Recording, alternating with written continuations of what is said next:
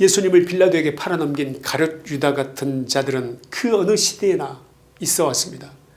박근혜 대통령과 윤석열 대통령을 좌파의 먹이로 내준 내부의 가룟 유다들이 국민의힘 당내에 뚜아리를 틀고 있는 한 보수 제거는 말뿐인 허상이 되는 것입니다. 여론조사라는 이름으로 포장된 가짜 숫자에 취해 내부 총질을 일삼는 자들, 당의 올바른 쇄신 방향성을 훼손하며 차기 총선에 공천을 받느냐 못 받느냐 계산에만 올인하면서 자신의 정치적 이득만 챙기려는 세력들, 우리는 이런 자들과 함께 보수의 미래를 꿈꾸며 앞날을 설계할 수 없다는 것, 그것을 선언해야 한다고 생각하는데 여러분도 이에 동의하시는지 묻고 싶습니다.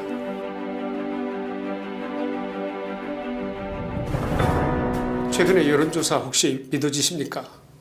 이재명의 최근 지지율은 60%대 후반을 넘나들고 있는데 도저히 보고도 믿어지지 않아서 여러분의 의견을 먼저 묻는 것입니다. 게다가 민주당의 지지율은 너무나 견고한데 왜 뼈를 깎는 쇄신을 거듭하면서 당을 수습하고 있는 국민의힘과 장동혁 대표의 지지도는 17% 언저리에서 맴돌고 있는 것일까요? 여러분 답답하지 않으십니까? 조선중앙동아일보가 날마다 떠드는 것처럼 한동훈을 잘라내서 혹시 저렇게 장 대표와 국민의힘이 지지율이 폭망하고 있는 것은 아닌지, 혹시 여러분조차도 지금 흔들리고 계시지 않으신지 그것이 궁금해서 말씀을 드리는 것입니다. 오늘 제가 드리고 싶은 말씀에 여러분 귀를 기울여 주시기 바랍니다. 결론부터 말씀드리면 지금 펼쳐지는 숫자에 속으시면 안 됩니다. 지금 MBC 등 언론이 발표하는 지지율은 대한민국의 진짜 민심이 아닙니다. 저들이 여론조사라는 그럴싸한 매체를 통해서 만들어낸 마사지된 숫자, 그 숫자에 불과한 것입니다. 사회과학을 연구하신 분들에게 물어보시면 다 압니다. 여론조사라는 것은 설문지의 배치와 순서, 구성을 통해서 얼마든지 숫자를 마사지할 수 있는 일종의 기술의 영역이다. 학자들도 이렇게 대답합니다. 마음만 먹으면 설문지를 잘 구성하고 순서를 어떻게 배치하느냐에 따라서 국민의힘 지지도를 단숨에 50% 이상으로 끌어올릴 수도 있고 이재명의 지지율을 10%대로 곤두박질 치게 만드는 것도 얼마든지 가능하다는 것, 그것이 바로 이 바닥 여론조사 업계의 기술이다, 그 말씀을 드리는 것입니다. 오늘은 이 편향된 설문지가 어떻게 보수우파의 분열을 유도하고 장동혁 밀어내기라는 불순한 목표를 위해서 작동하고 있는지 그 설문지 속에 숨어있는 악마의 디테일을 해부해 드리고자 합니다. 우선 저들이 왜 이런 기형적인 숫자를 만들어내야만 했는지 그 근본적인 이유를 먼저 짚어봐야 합니다. 좌파 진영은 지금 보수 내부에서 조용히 그러나 강력하게 일고 있는 여러 개인의 흐름을 내심으로는 두려워하고 있습니다. 그러나 장동혁 대표는 윤 어게인 세력과 선을 그으라는 한동훈과 그를 추종하는 당내 의원들, 조선중앙동아일보 등 여론의 압력, 그리고 당내 다선 의원들 일부로부터의 강한 압박을 견뎌내고 있습니다. 장 대표는 윤석열 대통령을 탄핵의 강으로 밀어넣은 한동훈 일파들의 행위가 잘못된 것임을 지적해왔고 윤 대통령의 계엄을 내란이라고 인정하는 것을 거부했습니다. 그래서 저들의 총공세가 시작된 것입니다. 여론조사의 숫자는 누군가를 죽이는데도 살리는데도 최고의 만병통치약일 것입니다. 그래서 17%라는 숫자로 장 대표를 죽이려 하는 것입니다. 좌파는 물론이고 국민의힘당 내 우파 호소인들은 우파의 장동혁 대표에게로의 결집이 무서운 모양입니다. 대한민국의 자유민주주의를 말살하려는 세력은 오히려 민주당이라면서 보수의 가치를 복원하고 강력하게 우파의 결집을 이끄는 장동혁의 뚝심이 두려운 것인지도 모릅니다. 그렇기에 좌파들은 장동혁 대표를 어떻게든 깎아내리려고 합니다. 봐라, 장동혁 체제로는 지지율이 이 모양 이 꼴 아니냐. 이 프레임을 씌우기 위해 장동혁을 물러나게 하는 분위기 조성용으로 이런 편향된 여론조사 결과를 찍어내듯이 발표하는 것이 분명하다는 판단입니다. 마치 민심이 국민의힘과 장동혁에게서 떠난 것처럼 착시현상을 일으켜서 보수진영 스스로 장동혁을 의심하게 만드는 것, 이것이 저들의 주된 목표일 것입니다. 이것은 좌파 대 우파의 싸움이기도 하지만 우파 대 위장우파의 싸움이기도 하다, 이 말씀을 드리는 것입니다. 그렇다면 이 여론의 착시현상이 구체적으로 어떻게 만들어지는지 그들의 설문지를 들여다보면 여러분들도 금방 그 메커니즘을 이해하실 수 있을 것입니다. 여러분 전화가 옵니다.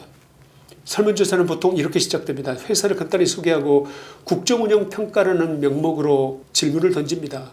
문항 1. 선생님께서는 이재명 대통령이 대통령으로서 일을 잘하고 있다고 생각하십니까? 못하고 있다고 생각하십니까?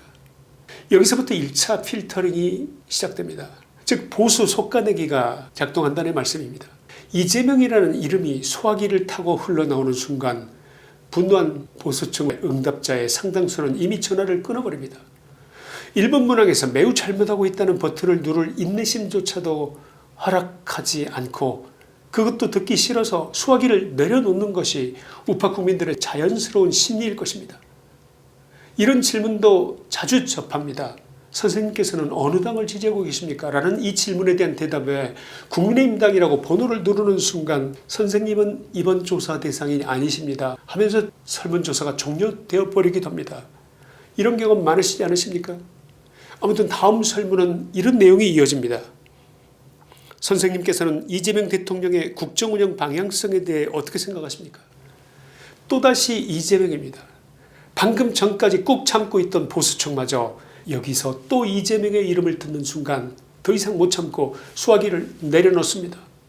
이쯤 되면 이미 보수우파의 목소리는 자연스럽게 설문조사 대상에서 걸러지고 배제되기 시작합니다. 설문지의 편향성은 3번 문항부터 절정에 달합니다. 이것은 객관적인 질문이라기보다 특정 진영을 향한 노골적인 찬양가에 가깝습니다. 문항 3. 선생님께서는 이재명 정부의 국정 비전 및 가치 실현에 대해서 어떻게 평가하십니까?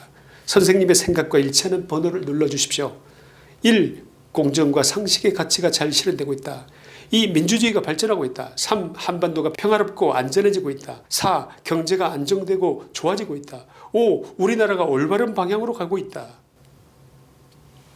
이 숨막히는 문장들을 연달아 들으면서 아직도 전화를 끊지 않고 남아있는 보수파가 얼마나 될 거라고 생각하십니까?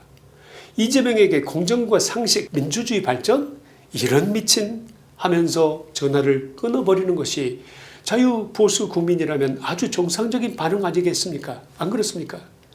이 몇 개의 질문이 이어지는 과정을 통해서 여론조사의 응답자 풀은 완벽하게 친이재명, 친민주당인 피조사자만 남게 되는 것입니다. 우파 국민을 걸러내는 필터링이 이런 방식으로 이루어지는 것입니다. 바로 이 타이밍, 보수의 목소리가 거의 사라져버려서 기울 대로 기울어진 운동장에서 드디어 그들이 진짜 묻고 싶었던 핵심 질문이 등장합니다. 문항 4. 선생님께서는 다음 중 어느 정당을 지지하십니까? 아직까지 남아있는 압도적인 숫자의 좌파 성향의 응답자는 더불어민주당을 당연히 찍게 될 것입니다. 당연히 높은 지지율이 나올 수밖에 없겠죠. 5번 문항 5. 선생님께서는 정청래 더불어민주당 대표가 당대표로서 직무수행을 얼마나 잘하고 있다고 생각하십니까? 그리고 마침내 이어서 이런 질문이 나올 겁니다. 문항 6. 선생님께서는 장동혁 국민의힘 대표가 당대표로서 직무수행을 얼마나 잘하고 있다고 생각하십니까? 보수우파 응답자들이 이미 다 사라져버린 후 아직까지 남아있는 우파 일부와 좌파 지지층에게 장동혁 대표의 지지율을 물어본 셈인 것입니다. 장동혁 대표의 지지율이 잘 나올 수 있을 것 같습니까? 17%라는 수치가 나오더라도 이것은 좌파들이 지지하는 장동혁 대표의 지지율쯤으로 이해하는 것이 합리적이다. 저는 그 말씀을 드리는 것입니다. 만약에 이 설문지의 순서를 완전히 뒤집는다면 결과가 어떻게 될 것 같습니까? 조사를 시작하자마자 첫 문장으로 장동혁 대표의 보수혁신과 무너진 헌정질서 회복의 노력에 대해서 어떻게 생각하십니까? 또 2번 질문으로 거대 야당의 입법 폭주에 맞서는 국민의힘의 방향성에 대해서 동의하십니까? 이런 내용을 전면에 배치해 보십시오. 그리고 응답자들이 지쳐갈 때쯤인 7번 문항에 선생님께서는 이재명 대통령이 국정을 잘 운영하고 있다고 생각하십니까? 이 말을 끼워 넣는다면 이 설문조사의 결과는 어떨 것 같습니까? 단언컨대 이런 식으로 설문을 구성한다면 장동혁 대표의 지지율은 단숨에 70%를 돌파할 것이고 국민의힘 지지율은 50%를 가볍게 터치할 것이며 이재명의 지지도는 10%대로 곤두박질 칠 것이 분명합니다. 이것이 바로 질문지 설계가 만들어내는 마법이자 우리가 숫자에 매몰되어서는 안 되는 이유가 되는 것입니다. 결론입니다. 우리가 매일 마주하는 지지율이라는 이 우울한 숫자들은 진정한 여론 투영의 결과물이 아닙니다. 특정한 항목을 교묘하게 배치하고 특정 세력만 대답하도록 유도해서 만들어낸 장동혁 대표와 국민의힘을 흔들기 위한 치밀한 심리전의 산물입니다. 그런데 정말 안타까운 것은 저들의 뻔한 공작이 아니라 그 가짜 숫자에 놀아나 아군에게 총구를 겨누는 국민의힘 내부의 모습입니다. 문제의 본질이 이처럼 조작된 설문지에 텍스트에 있다는 기초적인 사실조차 파악하지 못한 채 당내 일부 다선 의원들은 충전의 품격을 잊고 당대표를 향해서 비난의 화살을 쏟아내고 있습니다. 여론조사 결과가 어떻게 조립되었는지 그 기재에 깔린 좌파의 전술적 목표가 무엇인지 제대로 읽어내지 못한 채 당을 흔들고 있는 것입니다.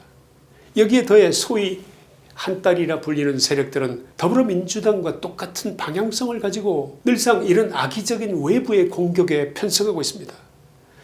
예수님을 빌라도에게 팔아넘긴 가룟 유다 같은 자들은 그 어느 시대에나 있어 왔습니다. 박근혜 대통령과 윤석열 대통령을 좌파의 먹이로 내준 내부의 가룟 유다들이 국민의힘 당내에 뚜아리를 틀고 있는 한 보수 제거는 말뿐인 허상이 되는 것입니다. 여론조사라는 이름으로 포장된 가짜 숫자에 취해 내부 총질을 일삼는 자들, 당의 올바른 쇄신 방향성을 훼손하며 차기 총선에 공천을 받느냐 못 받느냐 계산에만 올인하면서 자신의 정치적 이득만 챙기려는 세력들, 우리는 이런 자들과 함께 보수의 미래를 꿈꾸며 앞날을 설계할 수 없다는 것, 그것을 선언해야 한다고 생각하는데 여러분도 이에 동의하시는지 묻고 싶습니다. 장동혁 대표 그리고 자유파 국민 여러분, 흔들리지 마시기 바랍니다. 우리가 믿고 지켜야 할 것은 조작된 여론조사 17%가 아니라 올바른 방향으로 나아가고 있다는 우리 스스로의 확신과 굳건하고 순수한 보수 혈통을 지키기 위한 연대일 것입니다. 김치환의 시사인이었습니다. 감사합니다.